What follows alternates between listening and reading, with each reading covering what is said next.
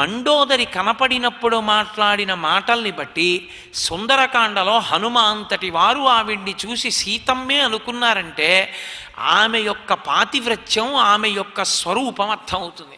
సీతమ్మ రామచంద్రమూర్తి భార్య అయిపోయింది కాబట్టి లోకంలో పూజనీయ అయింది. మండోదరి అంతటి మహాపతివ్రత అయిన దుర్మార్గుడైన రావణుడికి భార్య అయిన కారణం చేత ఆవిడికి పూజార్హత పోయింది.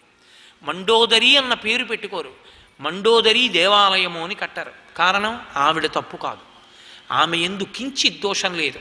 మండోదరి గురించి ఒక్క తప్పు మాట మాట్లాడితే మండోదరి కాదు సీతమ్మ క్షమించదు. అంతటి మహాపతివ్రత మండోదరి, అంత గొప్ప తల్లి ఆవిడ. కాబట్టి ఓర్చింది. తెల్లవారి లేచి ఆ అశోకవనంలో ఉన్నటువంటి సీతమ్మ దగ్గరికి వెళ్ళి మాట్లాడకూడని మాటలు మాట్లాడేటప్పుడు కూడా తనతో పాటు తన భార్యల్ని తీసుకెళ్ళి సీతమ్మతో మాట్లాడకూడని మాటలు మాట్లాడాడు. ధాన్యమాలిని అన్న భార్య అడ్డుపడింది అని రాశారు వాల్మీకి మహర్షి. అంటే అసలు ఎదుటివారి మనసు ఎంత గాయపడుతుంది, తన భార్య ఎంత బాధపడుతుంది. ఆమె కూడా ఒక వ్యక్తి, ఆమెకి ఒక మనసు ఉంటుంది, గాయపడ్డానికి కూడా ఓ అర్థం ఉంది. నేను ఇలా ప్రవర్తించకూడదనేటటువంటి లక్షణమే లేనివాడు రావణాసురుడు. తనకి నచ్చింది అంతే అనుభవించడమే. మీకు శ్రీరామాయణంలో ఇద్దరు కనపడతారు అటువంటి వాళ్ళు, మహాబలవంతులు. వాళ్ళకి ఉచ్చెం నీచం లేదు. ఇంకా వాళ్ళ కంట ఏదైనా వస్తువు పడి వాళ్ళు అనుభవించాలనుకుంటే అది తీసుకురాకూడనంత ఎంత పవిత్ర స్థానంలో ఉండనివ్వండి, నిర్మోహమాటంగా తెచ్చేసుకుంటారు వాళ్ళు.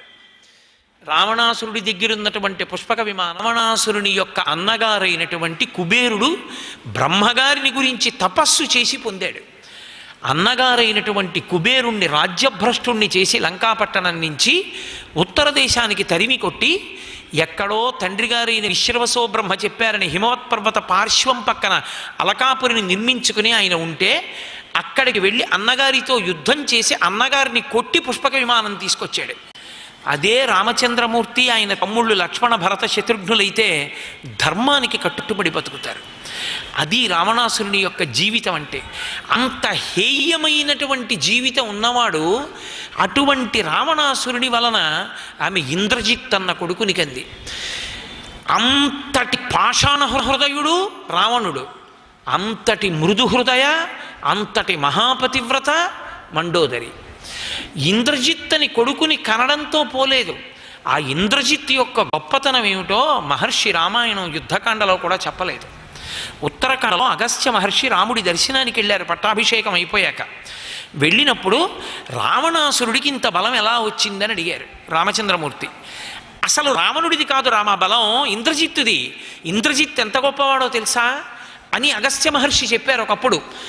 రావణాసురుడంతటి వాడు ఇంద్రుడి మీద యుద్ధం చేసి ఇంకా గెలవలేక అలిసిపోయి వెళ్ళి పడుకుని ఉంటే ఒక్క గంటలో ఇంద్రుణ్ణి బంధీకృతుణ్ణి చేసి వచ్చి రావణుణ్ణి లేపి, నాన్న ఇంద్రుణ్ణి తీసుకెళ్ళి లంకాపట్టణం కారాగారంలో కట్టేశాను, లే ఇంటికి వెళ్ళిపోదామని తీసుకెళ్ళాడు ఇంద్రజిత్. అంతటి మహాబలవంతుడు, అంతటి తేజోమూర్తి. అటువంటి కొడుకుని కంది. ఆఖరణ యుద్ధభూమిలో ఏడ్చింది. రావణాసురుడు మరణించాడు. 10 తలలు తెగిపోయాయి.